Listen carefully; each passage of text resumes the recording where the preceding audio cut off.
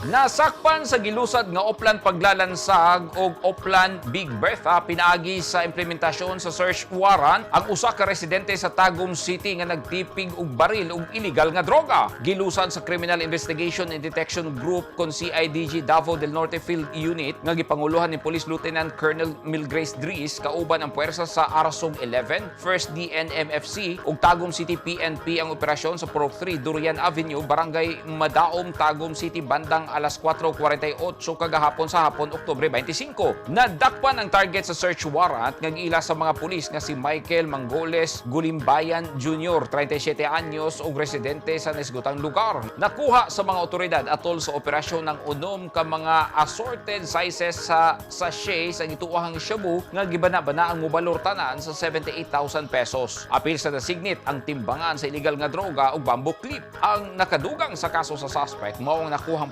.45 nga pistola ug mga bala. Temporaryo na priso karon ang suspect sa Tagum City Police Station.